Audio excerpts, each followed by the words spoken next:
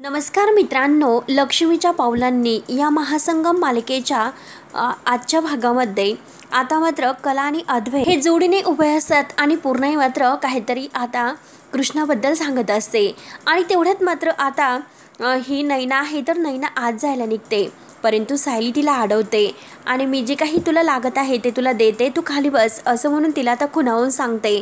तेव्हा आता नैना हळूच रोहिणीला म्हणत असते की मॉम इन लॉ, अहो ही सायली अशी काय आहे, कारण तिने मला आज जाऊनच दिलं नाही, तिने मला अडवले, त्यामुळे मला खरंच आता शंका वाटते की नक्की काहीतरी गडबड आहे म्हणून। त्यावर आता हे ऐकून रोहिणी विचारते की रिअली अगं, तर नैना म्हणते की हो, तर रोहिणी म्हणते की मग तिच्याकडे आता आपल्याला नीट लक्ष ठेवावंच लागेल, समजलंच ना तुला। तर नैना म्हणते की हो। त्यानंतर आता इकडे अर्जुनने आता रूम मध्ये कुठे बॉम्ब ठेवलेला आहे का, कारण त्या खेळण्यामध्ये जी चिठ्ठी सापडली होती तर त्यात आता सुभेदारांच्या घरात एक मोठा बॉम्बस्फोट होणार आहे असे जेव्हा सांगितले जाते, तेव्हा मात्र आता सर्व जण तेथे आता जे लोक आलेले आहेत तर ते बॉम्ब अगदी आपल्या यंत्राच्या सहाय्याने शोधत असतात। आणि त्यानंतर आता इकडे पूर्णाई मात्र आता कृष्णाबद्दल सर्व काही आता सांगत असते, कारण आपण आपल्या मनामध्ये कृष्णाबद्दल आदर ठेवायला हवा, तो खेळकरी सुद्धा आहे आणि कठीण सुद्धा आहे। आणि तेवढ्यात आता रोहिणी लगेच आता आतमध्ये जायचा प्रयत्न करते, ती उठून आता जायला लागते, तोच लगेच कला आडवी होते। कला विचारते की काय रोहिणी मॅडम, कुठे निघाल्यास? तेव्हा आता रोहिणी मुद्दा म्हणते की अगं वॉशरूमला। आणि काय ग, तेथे सुद्धा माझ्या मागे मागे तुला यायचं का? त्यावर आता कला म्हणते की नाही हो, तसे नाही, परंतु पूर्णाजी इतकी छान गोष्ट सांगतात आणि लगेच आता ही गोष्ट तर संपेल, त्यामुळे थोडा वेळ तर थांबा। तेव्हा आता रोहिणी काही कलाचं ऐकून घेत नाही आणि मला वॉशरूमला जायचं असे म्हणत ती आता जायला निघते। आणि तेवढ्यात पुढून आता सायली येते आणि मी तुम्हाला म्हणत होते, तेव्हा आता कलाचे लक्ष सायलीकडे जाते, तर लगेच आता कला सायलीला म्हणते की सायली अगं, यांना वॉशरूमला जायचं आहे। तेव्हा आता सायली हसून म्हणते की बरं चला मी दाखवते। रोहिणी आता मुद्दा म्हणते की कशाला, माझ्या रूम मध्ये आहे ना वॉशरूम। तेव्हा आता कला ही सायलीला खुणावते, तर सायली लगेच म्हणते त्या वॉशरूम मधील पाणी गेलेलं आहे। तर कला विचारते की काय सांगते सायली, पाणी गेले? सायली म्हणते की हो, त्या बाजूच्या वॉशरूम मधील पाणी गेलेले आहे, परंतु या बाजूच्या वॉशरूम मध्ये पाणी आहे, चला मी तुम्हाला दाखवते। रोहिणी आता म्हणते की असून दे, मी शोधेल, परंतु आता लगेच सायली तिला अडवते आणि म्हणते की अहो असं कसं, मी पहिल्यांदा आमच्या घरी आल्या, एवढं तर आम्ही करायलाच हवं, मी दाखवते। आणि कला हे बघ, ही बॉटल घे आणि तू त्यांना पाणी दे। तेव्हा आता कला म्हणते की हो हो लगेच देते। शेवटी आता रोहिणीला मात्र सायली सोबत जावे लागते आणि पुन्हा ती तिकडेच जायला निघते, परंतु आता लगेच सायली म्हणते की अहो तिकडे नाही, इथे। आणि सायली आणि कला आता एकमेकांना डन करतात हसून। आता सायली रोहिणीला मुद्दाम तिकडे घेऊन जाते आणि कला आता ही नैनाला ती पाण्याची बॉटल आणून देते आणि नैनाताई हे घे पाणी। आणि कला पुन्हा ही अद्वैत जवळ येऊन उभी राहते। त्यानंतर आता पूर्णाई कृष्णाबद्दल ती गोष्ट सांगत असते की ज्या ज्या अगदी निराधार स्त्रिया होत्या तर त्यांना कृष्णाने आधार दिला होता आणि त्याचा दुसरा अर्थ म्हणजे आपल्या शरीरात 16,000 नाड्या असतात, त्यांचा स्वामी, त्यांचा प्राण म्हणजे कृष्ण। आणि तेवढ्यात आता सायली ही ह्या रोहिणीला परत वॉशरूमला म्हणजे घेऊन जाते आणि परत घेऊन येते। आता रोहिणीला मात्र ती काही आतमध्ये जाऊन देतच नाही। तेव्हा आता रोहिणी परत नैनाला म्हणते की नैना अगं इकडे। आणि आता रोहिणी नैनाला म्हणते की अगं तुझा संशय तर अगदी बरोबर आहे, अगं या बायकामध्ये नक्कीच काहीतरी शिजते आणि मला एकटीला वॉशरूम मध्ये सुद्धा यांनी जाऊन दिले नाही। तेव्हा आता नैना म्हणते की हो, मी म्हणाले होते की नक्की काहीतरी गडबड आहे म्हणून, आणि मला तर येथून त्यांनी हालूनच दिले नाही, नक्की यांचं काय सुरू असेल बरं, नक्की काय आहे ते काहीच कळत नाही। तर रोहिणी म्हणते की आपण मात्र ते शोधून काढूयात। त्यानंतर आता पूर्णाईची गोष्ट सांगितल्यानंतर पूर्णाई अद्वैतला विचारते की काय रे अद्वैत, अरे झाले का समाधान? तेव्हा आता लगेच पूर्णाई असं म्हटल्यानंतर अद्वैत म्हणतो की हो आजी। पूर्णाई आता लांबूनच त्याची प्रेमाने दृष्टी काढते आणि आता सर्वांना म्हणते की हे चला, कृष्ण जन्माची वेळ झालेली आहे, पूजा करायची आहे आपल्याला, परंतु अर्जुन कुठे आहे? आणि तेवढ्यात अर्जुन वरून येत असतो, तर अद्वैत म्हणतो की हे बघा अर्जुन तर आलाच। आणि आता प्रथा म्हणतो की हो हो अगदी वेळेत आला या, कारण अगदी 12ला 5 मिनिटं कमी आहेत, तर तेवढ्याच वेळात आला। तेव्हा लगेच आता अनामिका म्हणते की चला आपण आता पूजेला सुरुवात करायची का? पूर्णाई म्हणते की हो हो, आणि चला आता पूजेला सुरुवात करायची आहे। त्यानंतर आता आतमध्ये इकडे बॉम्ब हा शोधला जात असतो। त्यानंतर आता इकडे सगळेजण पूजेला उभे राहतात, सायली, कला आणि मानसी ह्या तिघेही छान अशा मस्त तयार होऊन पूजा करत असतात। कृष्णाला आंघोळ वगैरे घालतात, वस्त्र नेसवतात, अगदी बाळकृष्णाला मस्त सजवले जाते। आणि सायली आता बाळकृष्णाकडे बघून खूप खुश होऊन आता अर्जुनकडे बघून हसते। आणि तेव्हा मात्र आता सर्वजण अगदी पाळणा म्हणण्यासाठी तयार होतात। आता सायली, मानसी आणि ह्या कला ह्या तिघी आता कृष्णाला पाळण्यात ठेवतात आणि आता पाळणा हा गायला जात असतो। मस्त आता सर्वजण पूजा वगैरे करतात। त्यानंतर आता आरती ओवाळली जाते आणि जी काही माणसं आहेत तेवढ्यात ती आता मागून निघून जात असतात आणि आता कुठेही अजूनपर्यंत बॉम्ब काही सापडलेला नसतो। त्यानंतर आता इकडे महिपत नागराजला फोन करतो, तिकडची काही खबर बातमी आहे का असं विचारतो आणि तो आता फोनवर बोलत असतो आणि तेवढ्यात आता ही कुमत मावशी इकडे तिकडे पाहते। आता महिपत मात्र फोनवर बोलण्यात गुंग असतो आणि तेवढ्यात कुमत मावशी आपले हात सोडण्याचा प्रयत्न करत असते आणि कशीबशी ती एक हात आपला त्या दोरीतून बाहेर काढते। तर इकडे मात्र आता आरती सुरू असते। अर्जुन आणि सायली हे आरती ओवाळत असतात आणि सर्वजण अगदी मनोभावाने आरती करत असतात। सगळेजण आता आरती करण्यात मग्न असतात। तोपर्यंत आता इकडे प्रत्येक रूममध्ये तो बॉम्ब कुठे आहे हे शोधला जात असतो आणि कुमत मावशी आपल्याला सोडवण्याचा प्रयत्न इकडे करत असते। असे प्रयत्न करून करून कुमत मावशी शेवटी आपले दोन्ही हात अगदी सोडवते आणि हळूच तिथून बाहेर पडण्याचा प्रयत्न ती करत असते। नागराज तोपर्यंत तिकडे तोंड करून फोनवर बोलत असतो आणि कुमत मावशी आता अगदी अलगद तिथून निसटण्याचा प्रयत्न करत असते। तेव्हा मात्र आता जे काही अगदी बॉम्ब शोधणारे माणसं आहेत तर ह्या रूम मधून त्या रूम मध्ये जात असतात आणि अर्जुनला ते काहीतरी खुणावतात। तेव्हा मात्र आता अर्जुन अद्वैतला खुणावतो आणि अद्वैत कलाला। अर्जुन त्यानंतर मात्र आता सायलीला खुणावतो तर सायली अगदी खुश होते। त्यानंतर आता सगळेजण आरती करत असतात आणि आरती आता पूर्ण होते। अगदी खुश होऊन आता ह्या तिन्ही जोडे आरती करतात। त्यानंतर आता इकडे कुमत मावशी मात्र अगदी त्यांना हुलकावणी देऊन पळून जाते आणि गायत्री तेथे येते। तर महिपत म्हणतो की कुठे गेली असेल तुमची मावशी। तेव्हा आता गायत्री खूप ओरडते, रागवून म्हणत असते की एका मिनिटासाठी मी कुठे बाहेर गेले, लक्ष ठेवायला सांगितले आणि तेवढ्यात मात्र ती कुठे गेली, तुम्हाला लक्ष व्यवस्थित ठेवता आले नाही का? बस मी तुमच्यावर विश्वास ठेवला म्हणून आता गायत्रीला खूप टेन्शन येते आणि तेवढ्यात राहुल तिथे येतो। तेव्हा आता राहुल विचारतो की काय झाले, तुमचे चेहरे असे का पडलेले आहेत, नक्की काही प्रॉब्लेम वगैरे झाले की काय? तेव्हा आता गायत्री म्हणते की छे प्रॉब्लेम तर काय होणार आहे, महिपत असताना त्यांची माणसं इतकी तयार आहेत की त्यांना एकदा निशाणा दिसला आणि तो चुकतच नसतो, हो की नाही महिपतराव? एका बाईला सांभाळणं त्यांच्या माणसाला इतकं काही कठीण नाही। तेव्हा महिपत म्हणतो की काय हो, अहो गायत्रीबाई किती असे टोमणे मारणार आहात? आणि राहुलला म्हणतो की काही नाही, ती बाई पळाली। राहुल म्हणतो की काय, ती बाई पळाली? आणि ती अशी कशी पळाली? जर ती सुभेदारांच्या घरी गेली तर केवढा मोठा घोळ होईल, खूप मोठा प्रॉब्लेम होईल। तेव्हा आता महिपत म्हणतो की अरे काही होत नाही आणि ती बाई सुभेदारांच्या घरात जाईलच कशी, तिला पत्ता आहे का माहिती सुभेदारांच्या घराचा? काहीतरी उगाच बोलतात। आणि गायत्रीबाई हे बघा, तुमचे ते तेजस आणि मानसी यांनी कधी खऱ्या कुमतचा चेहरा बघितलेला आहे का? तर गायत्री म्हणते त्यांनी जर खऱ्या कुमतचा चेहरा बघितला असता तर त्या आपण जी काही खोटी कुमत आहे तर ती पेरू शकलो असतो का? तेव्हा महिपत आता राहुलला म्हणतो की कळले ना मग? गायत्री आता नॉनसेन्स वगैरे म्हणून महिपतला खूप राग होत असते।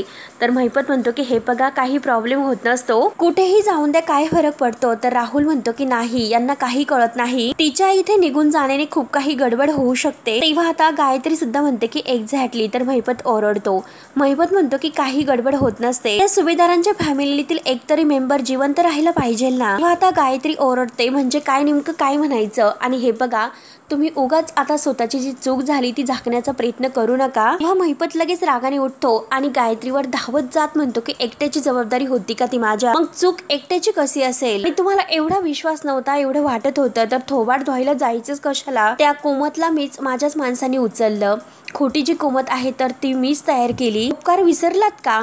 तेव्हा आता गायत्री म्हणते की तेच उपकार मला महागात पडायला नकोय। तेव्हा आता राहुल म्हणतो की हो, तरी सुद्धा पुढे जाऊन काही गडबड तर झाली तर मग काय करणार आहात तुम्ही? तेव्हा महिपत अगदी खात्रीने म्हणतो की हे बघा काही गडबड होत नसते, काही गडबड होत नसते। त्यानंतर आता इकडे जी खोटी कुमत आहे तर ती बाहेर येते आणि आता इकडे तिकडे फिरत म्हणत असते की सूर्य बुडाला, अंधार झाला, रात्र झाली। आणि तेवढ्यात आपले जे काही कमरेला पॉइझनची बॉटल आहे तर ती इकडे तिकडे पाहते, जशी तिला दिसत नाही आणि मुद्दाम आता ते दुधाचं जे पातेलं आहे तर ते पातेलं धरते आणि ते बाजूला घेऊन त्यामध्ये आता पूर्ण जी आपल्या कमरेला खोसलेली पॉइझनची बॉटल आहे तर ती काढते आणि ते जे काही पॉइझन आहे ते विष ते मात्र आता त्या दुधात मिक्स करून देते आणि अगदी स्वतःशी हसत असते।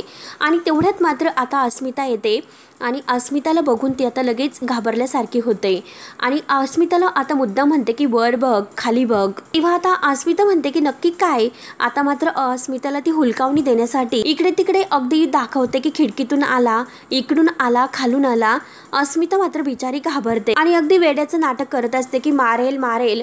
तेवढ्यात मानसी धावत येते। मानसी लगेच आता त्या मावशीला धरते आणि म्हणते की मावशी आराम करा, आताची जी काही खोटी कुमत आहे ती मात्र नाटक करायला आता सुरुवात करते। सूर्य बुडाला, अंधार झाला असे ती करत बडबड करत आता आतमध्ये जाते।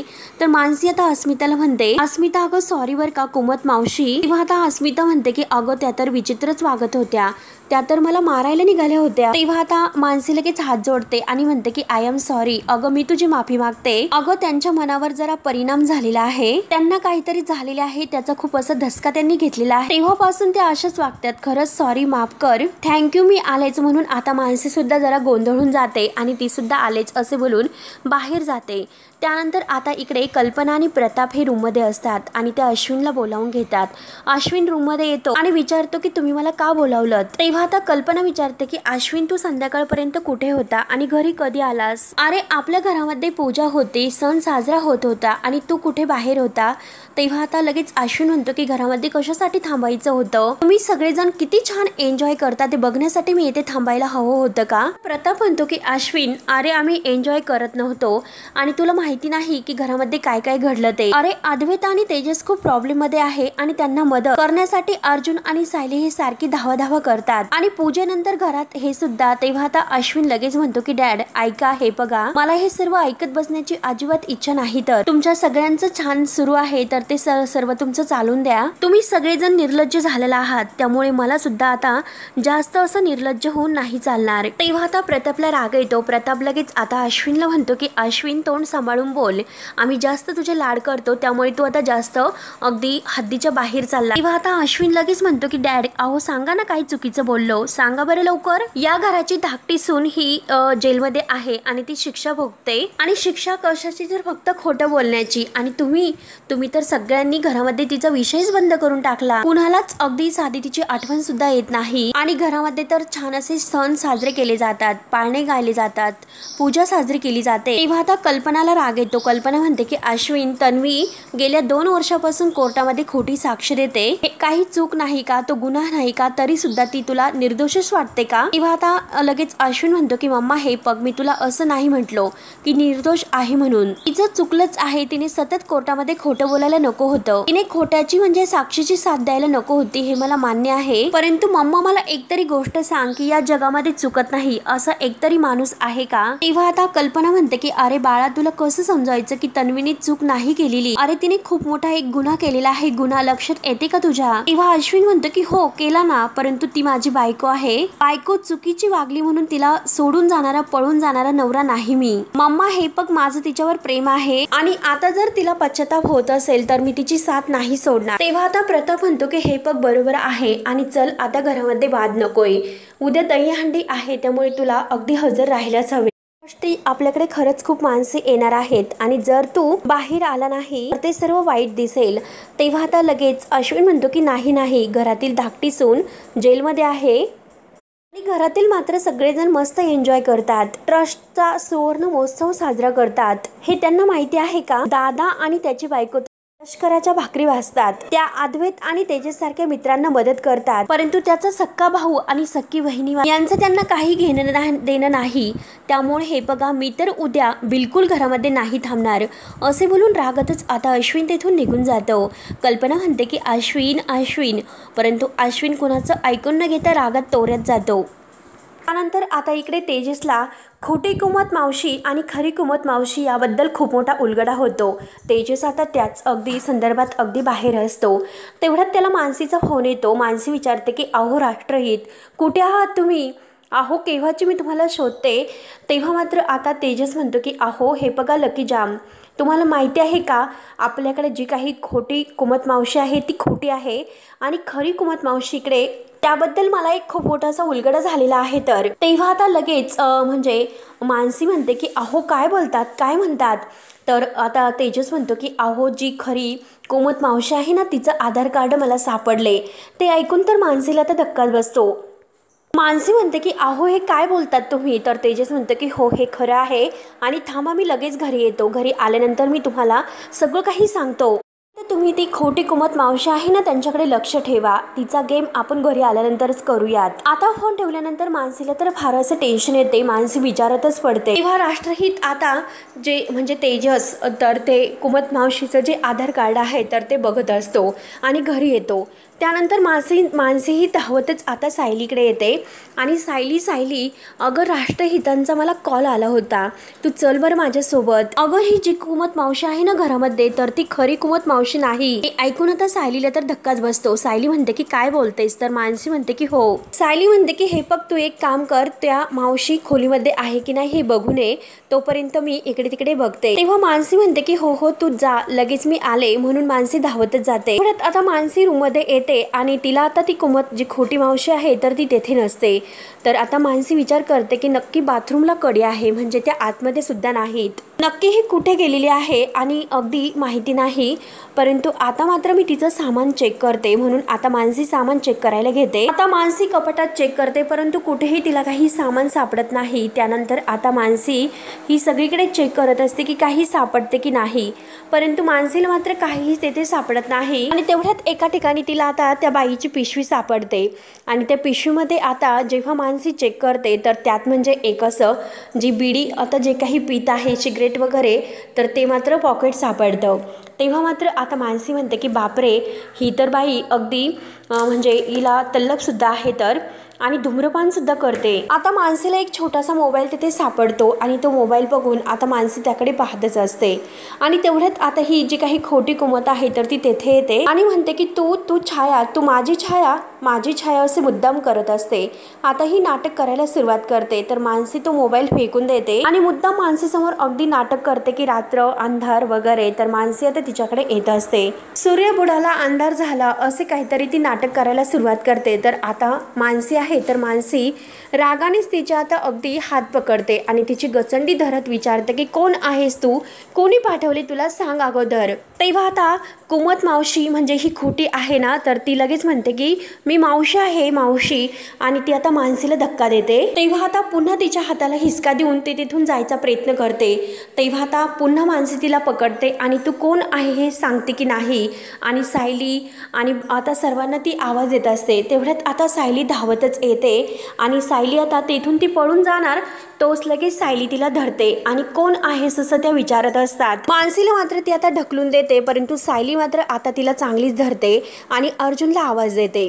अर्जुनला आता आवाज देते म्हणते की आता कुठे हिला हलायचं नाही, या मावशीला म्हणत असते आता जर कुठे गेली तर बघ. आणि आता तेवढ्यात अर्जुन धावतच येतो. अर्जुन धावत आल्यानंतर आता लगेच सायली विचारते की कोण आहे ही, अहो ही खोटी बाई आहे, ही कुमत मावशी नाही. तेव्हा मात्र आता मानसी एका तिला लागलेले असते म्हणून ती तिथे खाली बसलेली असते आपलं डोकं धरून. तेव्हा आता सायली या बाईला धरते आणि खुर्चीला आता अर्जुन आणि सायली तिला बांधतात. मानसीच्या डोक्याला चांगलेच लागलेले असते. तेवढ्यात सायली तिला पाणी प्यायला देते आणि हिला खुर्चीला चांगलंच अगदी चोप देऊन बांधून ठेवते. आता सायली मानसीला धरून उठवते तर मानसीच्या डोक्याला चांगलेच लागलेले असते. आणि आता अर्जुन हा तेथेच थांबतो. मानसी आणि सायली आता बाहेर जातात. मानसीला त्रास होत असतो आणि त्यानंतर मात्र आता ही खरी कुमत मावशी आहे तर ती एका ठिकाणी रोडला बसलेली असते. आता तिला पाणी तहान लागलेली असते आणि भूक सुद्धा खूप लागलेली असते म्हणून ती पाणी भूक असं करत असते. आणि तेवढ्या तेजस तिथे धावतच येतो. तेजस मात्र आता जेव्हा त्या घरात गेलेला असतो तेथे त्याला आधार कार्ड सापडलेले असते म्हणून तो आता त्या कुमत मावशीजवळ येतो आणि बघतो तर काय ही तर खरी कुमत मावशी. तेव्हा मात्र आता तेजस खाली बसतो आणि म्हणतो की मावशी मी तुम्हाला पाणी आणून देतो, तुम्ही बरे आहात ना. तर आता कुमत मावशी म्हणत असते की तू लप खाली लप, तो तुला सुद्धा मारेल. तेव्हा आता लगेच तेजस विचारतो की मावशी तुम्ही कुमत मावशी आहात ना, गायत्रीच्या मावशी. तेव्हा आता कुमत मावशी विचार करते आणि म्हणते की गायत्री, आणि गायत्री पाणी दे. तेव्हा तेजस विचारतो की तुम्ही इथे कशा आलात, तुम्हाला कोणी म्हणजे तुम्ही कोणाला शोधतात का, तुम्ही इथे कसे आलात. आणि मी तर तुमच्या घरी गेलो होतो परंतु तुम्ही तर तुमच्या घरी नव्हतात, कुठे गेला होतात. तेव्हा आता मावशी रडायला सुरुवात करते आणि पाणी करत असते. तर तेजस म्हणतो की ऐका मावशी हे बघा तुम्हाला तहान लागलेली आहे ना, मग तुम्ही एक काम करा, तुम्ही माझ्यासोबत येता का, तुम्हाला तहान लागली भूक लागली आपण काहीतरी खाऊयात. तेव्हा आता तेजस आता कुमत मावशींना धरतो आणि हळूच मात्र तेव्हा आता तेजस मावशीला धरून तिला घरी घेऊन येत असतो. त्यानंतर आता अर्जुन आणि सायली आता बाजूला येतात. मानसी याला लागलेला आहे यावर त्यांची चर्चा सुरू होते. सायली म्हणते की बरं झालं, मानसीला जास्त नाही लागले, ती आता बरी आहे. त्यानंतर आता अर्जुन विचारतो की परंतु ही खोटी कुमत मावशी आपल्या घरात का आली असेल बरं? म्हणजे जी काही खोटी कुमत मावशी आणि आपल्याला आलेली जी काही बॉम्बबद्दल ती चिठ्ठी यांचं नक्की काहीतरी कनेक्शन आहे का? तेव्हा आता सायली म्हणते की हो, मला असं वाटतं की आपण अजून सुद्धा त्या चिठ्ठीचा नीट असा विचार करायला हवा. बॉम्ब अगदी सापडला तर नाही, परंतु आणि बॉम्ब तर ठेवलेला आहे असे सांगणारा कोण, नक्की कोण करत असेल? तेव्हा आता अर्जुन म्हणतो की नक्की हा माइंड गेम असेल, आपल्याला घाबरण्यासाठी हे मुद्दाम करत असेल. परंतु कोण आहे, असं का करत असेल? बॉम्बची धमकी आपल्याला कोण देत असेल? आणि एक मिनिट, बहुतेक कदाचित फिजिकल गेम हा म्हणजे बॉम्ब नसेल, काहीतरी दुसरंच असेल. नक्की काहीतरी दुसरं असेल. तेव्हा आता सायली म्हणते की दुसरं म्हणजे नक्की काय असेल? नक्की तो बॉम्ब कुठल्या स्वरूपात आहे हे कसं कळणार? तेव्हा अर्जुन म्हणतो की तेच तर कळत नाही. अर्जुन म्हणतो की हा नक्की काय प्लॅन आहे आणि हा खोट्या कुमतला नक्की माहिती असेल आणि जो खेळण्यातला हत्ती आहे तर तिनेच आपल्या रूम मध्ये तो ठेवला असेल आणि जर आता आपण तिला विचारायला गेलो तर ती काहीच बोलणार नाही म्हणून, आणि पोलीस मात्र तिच्याकडून खरं काही काढून घेतील तितका वेळ सुद्धा आपल्याकडे नाही. पण तोपर्यंत जर तो बॉम्ब आहे तर तो अगदी हे झाला तर काय करणार आपण? आणि तो जर तोपर्यंत आता लगेच स्फोट जर झाला तर मग आता त्यांना खूप टेन्शन येते. तेव्हा सायली विचारात पडते. सायली म्हणते की नक्की तो बॉम्ब आता कुठल्या रूम मध्ये असेल? तेव्हा आता सायली पुन्हा ती चिठ्ठी वाचते. होणार पूजा, होणार आरती, मग मृत्यूचा मिळणार घोर. तेव्हा सायली म्हणते की म्हणजे अगोदर आरती होणार, पूजा होणार आणि मग मात्र प्रसाद आणि शिजला मसालेदार बेत. शिजला म्हणजे स्वयंपाकघरात आणि मसालेदार बेत याचा आता ती उलगडा करत असते. एवढ्यात आता सायलीला आठवण होते की जेव्हा ती किचन मध्ये गेली होती तर अस्मिता तेथे असते आणि तिने अस्मिताला विचारलेलं असतं की अस्मिता ताई, तुम्ही कुमत मावशींना बघितलंस का? तेव्हा आता अस्मिता विचारते की काय झाले? तेव्हा आता लगेच सायली म्हणते की अहो, मी त्यांच्या खोलीत गेले होते परंतु त्या तेथे नाही. तेव्हा आता अस्मिता सांगते की जेव्हा मी मगाशी येथे आले होते तेव्हा ती येथे काहीतरी खुडबुड करत होती. अगदी विचित्र बाई आहे ती. मी तिला बोलले तर ती माझ्या अंगावर धावून आली. तेव्हा आता हे सर्व सायलीच्या लक्षात येते आणि सायली म्हणते की म्हणजे मसाल्या दुधाचा जो काही घोळा आहे तो आता, आणि अहो आता पूजेनंतर अगदी मसाल्याचं दूध हे प्रसादासाठी करणार आहोत. तेव्हा आता अर्जुन म्हणतो की म्हणजे नक्की त्या खोट्या कुमतने त्या मसाल्याच्या दुधात काहीतरी टाकले असेल. तेव्हा आता सायली म्हणते की अरे बापरे, आता दोघांना खूप टेन्शन येते. सायली परत अर्जुनला म्हणते की तरी सुद्धा मला मगाशी अस्मिता ताई म्हणाल्या होत्या त्या कुमत मावशी आपल्या किचन मध्ये आल्या होत्या आणि त्या काहीतरी खुडबुड करत होत्या, म्हणजे नक्की त्यांनी काही. आणि दोघेही धावतच आता किचन मध्ये येतात. सायली तोपर्यंत आत येते आणि आत आल्यानंतर आता इकडे तिकडे सगळ्यांकडे बघते. सायलीला खूप टेन्शन आलेले असते परंतु सायली आता इकडे तिकडे सगळ्यांकडे बघते, परंतु सगळेजण मात्र मस्त असे गप्पा करत असतात. आणि सायलीचं लक्ष आता त्या किचनवर जे काही दुधाचं पातेलं ठेवलेलं आहे तर त्या पातेल्याकडे जाते. सायली धावतच जाणार तो लगेच समोरून कल्पना आणि विमल ह्या अगदी ते जे काही दूध आहे ते मसाल्याचं प्रसादासाठी ठेवलेलं तर ते अगदी ट्रे मध्ये घेऊन येत असतात आणि सायलीचा धक्का त्यांना लागणार तोच लगेच सायली थांबते. तर सर्वजण आता सायलीकडे बघत असतात. सायली आता अगदी बाजूला सावरत अगदी आत जाते. धावतच ती किचन मध्ये जाते आणि इकडे तिकडे आता गॅस जवळ ती शोधत असते. कल्पना आणि विमल आता तिच्याकडे बघतच असतात, परंतु आता तेवढ्यात मात्र आता पूर्णाई आणि आबा हे सगळेजण गप्पा मारायला सुरुवात करतात. पूर्णाई आता आबांना म्हणत असते की तुम्ही सगळेजण आलात म्हणून आमच्या जन्माष्टमीला वेगळीच काहीतरी एक रंगत आली. तोपर्यंत सायली आता कुठे काही मिळतं की नाही हे किचन मध्ये शोधत असते. तर आता आबा हे पूर्णाईला म्हणत असतात तुमची ही जन्माष्टमी आहे ना तर खूप वर्ष आमच्या लक्षात राहणार आहे. तर एवढ्यात आता कल्पना ते दूध घेऊन आलेली असते. कल्पना आणि विमल सगळ्यांना ते दूध वाटत असतात ते प्रसादासाठी बनवलेलं आहे आणि त्यात म्हणजे विष कालवलेलं असतं. तेव्हा आता सायली इकडे तिकडे शोधते परंतु अजूनपर्यंत ती किचन मध्ये शोधत असते. तेव्हा आता सायलीला जी पॉइझनची बॉटल आहे तर ती खाली आता खूप काही शोधल्यानंतर पडलेली दिसते आणि ती मोकळी असते. तोपर्यंत आता सर्वांना दूध वाटून झालेले असते आणि सर्वांच्या हातात ते ग्लास असतात. सायली बाटली उचलते आणि ती विषाची बाटली आहे तिला कळते आणि ती आता सर्वांकडे बघत असते. सर्व तर आता तोंडाला दुधाचा ग्लास लावणार तो सायली धावतच येते. आता नागराज कधी हे दूध पितील असं त्याला झालेले असते. तेवढ्या सायली धावत येते आणि पूर्णाईच्या हातातील ग्लास आहे तर तो अगदी जोरात बाजूला ढकलून देते. तो ग्लास खाली पडणार म्हणजे त्यातील दूध हे नैना आणि रोहिणीच्या हातावर उडते. त्यांना दोघींना अगदी जोराचा चटका बसतो आणि त्या जोरात ओरडतात. नैनाच्या हाताला खूप भाजले जाते आणि नैना आणि रोहिणीची चांगलीच आता आग होत असते. सर्वजण उठून उभे राहतात आणि सायलीकडे बघत असतात. सायली पुढे येते आणि हात जोडून माफी मागते की माफ करा, माझ्यामुळे तुम्हाला भाजले. पूर्णाची आता सायलीवर ओरडते की सायली हे सर्व काय आहे, तर कल्पना सुद्धा ओरडते की सायली हा कसला वेडेपणा आहे. तर आबा म्हणतात की सायली तू असं काहीतरी आगाऊपणा करणारी मुलगी नाही, मग तुला आत्ताच काय झाले बरं, परंतु तू असं दूध का सांडवलंस. तेव्हा आता सायली बघतच असते आणि आता काही उत्तर ती देत नाही. तर हा भाग येथे संपतो. पुढील भागामध्ये सायली आता अगदी दहीहंडी फोडायला तयार झालेली असते, ते पण तिने ड्रेस घातलेला असतो. सायली विचारते की अर्जुन तुम्ही असे का बघतात. अर्जुन म्हणतो की माझी बायको किती सुंदर दिसते ते बघतोय. तेव्हा आता सायली म्हणते की असं नका ना बघू, मला कसं तरी होतंय. तेव्हा आता अर्जुन म्हणतो की जेव्हा तू अगदी माझ्या आजूबाजूला असते तेव्हा मला कसं तरी होते. आणि तेवढ्यात आता मुलींचं जे काही दहीहंडी फोडायला पथक आहे तर ते आलेले असतात. तेजस आता बघतो. तेजस म्हणतो की मुलींचं पथक आणि यावर्षी तर मुली फोडणार आहेत का दहीहंडी. तर आता सायली म्हणते फक्त या नाही तर आम्ही तिघी सुद्धा अगदी थर चढणार आहोत. आणि तेवढ्यात दहीहंडी फोडण्यासाठी अगदी सगळेजण एकत्र जमतात आणि सायली मात्र आता त्या थरावर मुलींच्या चढलेली असते. आणि सायली आता दहीहंडी फोडते तेव्हा सर्वजण अगदी म्हणजे त्या दहीहंडीच्या कार्यक्रमात मग्न असतात. तेवढ्यात आता अद्वैत अगदी रक्ताने भरलेला बाहेर येतो आणि तो खाली कोसळणार तोच लगेच अर्जुनचे लक्ष जाते. आता अर्जुन धावतच अद्वैत जवळ येतो, परंतु अद्वैतला खूप त्रास होत असतो. ते म्हणतो की आता अर्जुन मला तुला काहीतरी सांगायचं आहे की सायलीचे आई बाबा अर्जुनला आता इतका त्रास होत असतो कारण तो आता त्याच्या पोटात जो काही चाकू खुपसलेला आहे तर रक्त हे बाहेर येत असते. तेव्हा मित्रांनो आता पुढे काय होईल हे बघण्यासाठी आपल्या चॅनलला नक्की सबस्क्राईब करत राहा. धन्यवाद.